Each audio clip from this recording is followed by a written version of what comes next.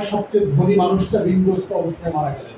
কারণ ঢাকা বিশ্ববিদ্যালয়ের জন্য টাকা তুলতে তুলতে তিনি ঋণগ্রস্ত করতেছেন, কারণ ব্রিটিশরা টাকা ছাড় করতেছে।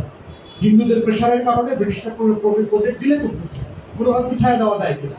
এবং কলকাতায় ভাইসরয়ের টেবিলে উনি লাঠি দিয়ে বাড়ি দিয়েছিলেন যে how long we should continue. সেই জায়গাতে এবং ওটার পরে কিন্তু ভাইসরয় তাকে বলতে গুলি করার জন্য গুলিবিদ্ধ হয়ে মারা গেছে। তার লাশ আনা হয়েছে ঢাকাতে, একটা ভালো জানাজা করতে দেওয়া হয়নি। গত আমলে দেখছেন না বিরোধী দলের রাজনৈতিক নেতাদেরকে কিভাবে রাতের আধারে রাত 2টার সময় 3টার সময় দাফন করছে, একই রকম। এবং ওই যে হিন্দুত্ববাদী আচরণ যেটা গত শতাব্দীগুলোতে আমরা দেখেছি, একই রকম দেখেন এই বিশ্ববিদ্যালয়ে একই রকম মুসলমান নামধারীদের হাতে ওই বিজেপির হিন্দুত্ববাদী আচরণ। আমাদের বোরখা পরা মেয়েরা, আমাদের মেকআপ পরা বোনরা, দাড়িওয়ালা টুপিওয়ালা মাদ্রাসার ছাত্ররা একইভাবে ফেস করেছে গত দশকের পর দশক ধরে। একইভাবে সেই হিন্দুত্ববাদী ফ্রেমে মুসলমানের লড়াইয়ের ফলের যে বিশ্ববিদ্যালয়, সেই বিশ্ববিদ্যালয় বিক্রি করা হয়েছে এবং এখনো করা হচ্ছে ট্যাগিং করা। বাংলাদেশের সকল পতিত বাম রাজনীতি যারা করে, যারা কলকাতার আর দিল্লির গোলামি করে, বাংলাদেশে চিন্তার দাসত্ব করে, বিজেপির রাজনীতি করে, ওরা আসলে হিন্দুত্ববাদী বিজেপির রাজনীতি করে।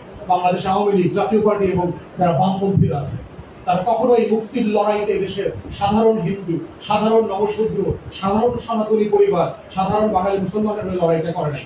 এই জন্যই তাদের লড়াইটা কবরস্থ হয়ে গেছে, একদম ব্যাপকভাবে কবরস্থ হয়ে গেছে।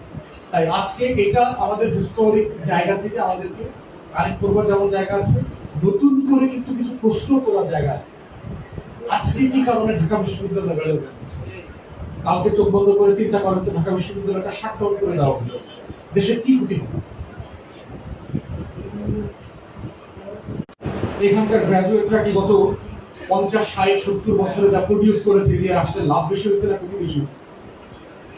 বাংলাদেশ রাষ্ট্রের কালেকটিভ ক্ষতির জায়গা যদি দেখেন, এই সবচেয়ে বড় দায় ঢাকা বিশ্ববিদ্যালয়। বাংলাদেশের সবচেয়ে ফ্যাসিস্ট ক্রিমিনাল আউটবাটপাট তৈরি করছে এই বিশ্ববিদ্যালয়। গত 30-40 বছরের এই আওয়ামী ফ্যাসিবাদ, এই বিজেপি হিন্দুত্ববাদ, বাম পতিত যে স্বৈরাচার তৈরি হয়েছে, সবগুলো এখান থেকে তৈরি হয়েছে। এখনো শিক্ষকদের একটা বিশাল অংশ হচ্ছে এই মুসলমান নামধারী হিন্দুত্ববাদী অমিত শাহ। ওর পুরো আপাদমস্তক 3.5 লাখ, ওর নাম শুধু মোহাম্মদ, ওর নামে আব্দুল্লাহ আছে, কিন্তু চরিত্রের ভিতরে হেমন্ত, শুভেন্দু অধিকারী, অমিত শাহ চরিত্র দেখতে পাবেন। প্রতি পদে পদে ওর চরিত্র আছে, এখনো সেই হিন্দুত্ববাদী ক্যারেক্টার ধারণ করে।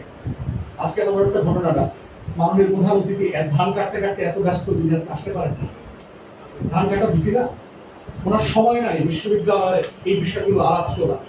এবং এই হিন্দুত্ববাদী শিক্ষকরাই বিশ্ববিদ্যালয়ের রিসার্চের জন্য বাজেট দেয়, পরিকল্পিত ভাবে দেয়। কারণ তারা এখানকার শিক্ষার্থীদেরকে গোলাম কর্মচারী হিসেবে ভবিষ্যতের জন্য প্রডিউস করতে চায়। ও দুবাই যাবে, ও সৌদি আরব যাবে, ও কাতারে গিয়া কর্মচারীর কাজ করবে। ও যেন ইন্ডাস্ট্রিয়ালিস্ট না হইতে পারে, ম্যানুফ্যাকচারার না হইতে পারে, গবেষক হইতে না পারে, ও যেন নোবেল পুরস্কার না আনতে পারে, ও যেন দুনিয়া বদলায় দিতে না পারে। এইরকম গোলাম ছাত্রছাত্রী আমি এখান থেকে প্রডিউস করবো। কাগজ দিব, চোতা দিব, কিন্তু ওই চোতার ভিতরে কোনো দক্ষতা থাকবে না, শুধু থাকবে বেকারত্বের অভিশাপ। পরিকল্পিত ভাবে আমাদের শিক্ষা ব্যবস্থাকে ধ্বংস করে দিচ্ছে এই হিন্দুত্ববাদী শিক্ষকরা, যারা আপাত মস্তক চরিত্র হচ্ছে এক একটা হেমন্ত এবং শুভেন্দু অধিকারী, যাদের ইতিহাসের সাথে কোনো কানেকশন নাই, যারা আসলে ইতিহাসের এই লড়াইটা বোঝে না, যে বিশ্ববিদ্যালয়টা আসলে কিসের লড়াই। তাহলে আজকে শিক্ষার্থীদেরকে, তরুণদেরকে এই প্রশ্নটা করতে হবে, যে লড়াইয়ের মধ্য দিয়ে, যেই হারিয়ে যাওয়া গৌরবকে পুনরুদ্ধার করবার জন্য শত শত বছরের সংগ্রাম, ত্যাগ, হাজার হাজার শহীদের রক্তের পর একটা বিশ্ববিদ্যালয় হচ্ছে, সেই বিশ্ববিদ্যালয়টা আমার আগামী দিনকে রিফ্লেক্ট করবে কিনা, আগামী দিনের লড়াইটাকে বাঁচায় রাখতে পারবে কিনা। এবং জুলাইয়ে কিন্তু প্রমাণ হয়েছে ঢাকা বিশ্ববিদ্যালয়ের আন্দোলনের শ্রেষ্ঠত্ব চলে গেছে। জুলাই কিন্তু ইনক্রিজিংলি প্রমাণ করে দিয়েছে, একের পর এক গবেষণা বিভিন্ন জায়গায় আমরা দেখতে পাচ্ছি ঢাকা বিশ্ববিদ্যালয় থেকে প্রাইভেট ইউনিভার্সিটিগুলোর গবেষণায় অনেক ভালো করছে, তারা ডাক পাচ্ছে বিভিন্ন জায়গায়। বিভিন্ন অলিম্পিয়াড গুলোতে দেখবেন ঢাকা বিশ্ববিদ্যালয়ের বাইরের টিম ভালো করছে, বিসিএস এর দখল চলে যাচ্ছে ঢাকা বিশ্ববিদ্যালয়। অতএব যারা মিথ্যা গর্বের ফাপড়ে এখনো চোখ বন্ধ করে আছে, তাদেরকে বোঝা দরকার যে তারা আসলে ওই লড়াইকে, বাঙালি মুসলমান, বাঙালি নিম্নবর্ণের হিন্দুর সেই লড়াই, শত শত বছরের নির্যাতন, বৈষম্যকে তারা আসলে আর ধারণ করছেন না, করতে পারছেন না। এবং সেটাই হচ্ছে আজকের প্রশ্ন। ইতিহাস জানা যেমন জরুরি, ইতিহাসে পড়ে থাকাটা আবার তেমনই জরুরি। ইতিহাসের ভিতরে বকডাউন হয়ে থাকা যাবে। তাহলে সেটা চেতনা হয়ে যাবে। তাহলে আজকের লড়াইটা হচ্ছে এই বিশ্ববিদ্যালয়টা কিভাবে প্রাসঙ্গিক করা যায় আগামী দিনের রাষ্ট্র বিনির্মাণে, জাতি বিনির্মাণে, জুলাইয়ের গণঅভ্যুত্থানকে ধারণ করে আগামী বাংলাদেশটা যেন সেরকম বাংলাদেশ হয় যে বাংলাদেশ নিয়ে 2071 সালে যখন শতবর্ষ উদযাপন করা হবে সবাই যখন গর্বের সাথে বলতে পারে ইয়েস, আমাকে বিদেশ যেতে হবে না, বাংলাদেশই ভালো আছে। সবাইকে ধন্যবাদ। আসসালামু আলাইকুম।